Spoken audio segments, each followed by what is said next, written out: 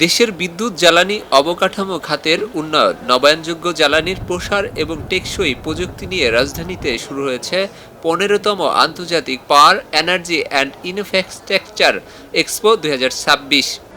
বুধবার আগারগাঁওয়ের বাংলাদেশ চীন মৈত্রী সম্মেলন কেন্দ্রের ৩ দিনব্যাপী এই আয়োজনের উদ্বোধন করেন বিদ্যুৎ, জ্বালানি ও খনিজ সম্পদ মন্ত্রণালয়ের মন্ত্রী ইকবাল হাসান মাহমুদ।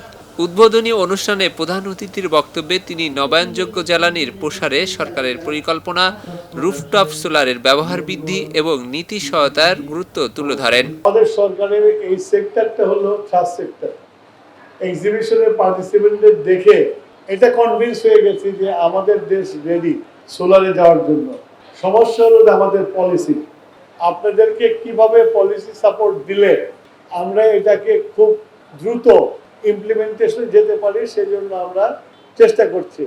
এক্সপোর মিডিয়া পার্টনার দৈনিক খবরের কাগজের সম্পাদক মোস্তফা কামাল বিশেষ অতিথির বক্তব্যে নগর জীবনের সৌরশক্তির ব্যবহার বাড়াতে জনসচেতনতা তৈরি এবং সোলার খাতের উদ্যোক্তাদের বিনিয়োগ বৃদ্ধির উপর গুরুত্ব আরোপ করেন। একই সঙ্গে তিনি লাল ফিতার দৌরত্ব কমিয়ে নবায়নযোগ্য জ্বালানি খাতকে আরও উৎসাহিত করার আহ্বান জানান। আমাদের সূর্য একটা বড় শক্তি, সেই শক্তির আধার প্রত্যেকটা জায়গায়, আমরা পাড়ায় মহল্লায়ও একটা যদি নতুন বাড়ি হয়, সেই বাড়ির উপরে যদি একটা সোলার বসিয়ে দেওয়া যায়, তাহলে পুরো বাড়িটাকেই কিন্তু আলোকিত করে।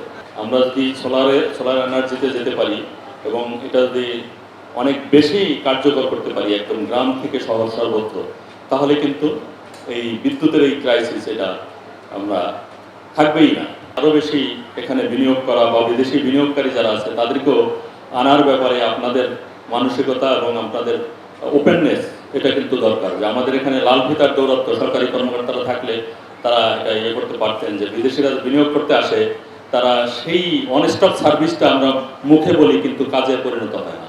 সেই জায়গাতে আরও বেশি কীভাবে সাপোর্ট দেওয়া যায়, যে যাতে একজন বিদেশি বিনিয়োগকারী এলে সে যাতে সর্বতভাবে সব জায়গা থেকে সাপোর্টটা পায়, সেইগুলো আমাদের দেখতে হবে। ফলে আমাদের বিদেশিদের কাছ থেকে বা রেন্টাল বিদ্যুতের মানে যে কেনা বেশি দাম দিয়ে কেনা, এবং এখানে তো আমাদের জ্বালানিও মানে ফুয়েলও কস্ট মানে খরচ হয় অনেক বেশি। সেই জায়গাটা আমাদের এই ধরনের এক্সপো অনেক বড় গুরুত্বপূর্ণ ভূমিকা পালন করতে পারে। অনুষ্ঠানে আরও বক্তব্য দেন বাংলাদেশ এনার্জি রেগুলেটরি কমিশনের চেয়ারম্যান জালাল আহমেদ, সিডার চেয়ারম্যান মুজাফফর আহমেদ, পরিবেশ অধিদপ্তরের মহাপরিচালক ডক্টর নুরুন নাহার, বিএসআরই এর সভাপতি মুস্তফা আল মাহমুদ এবং দৈনিক সময়ের আলোর সিও মুনিফ আম্মার। পরে অতিথিরা প্রদর্শনী, প্যাভিলন পরিদর্শন ও ফটো সেশনে অংশ নেন।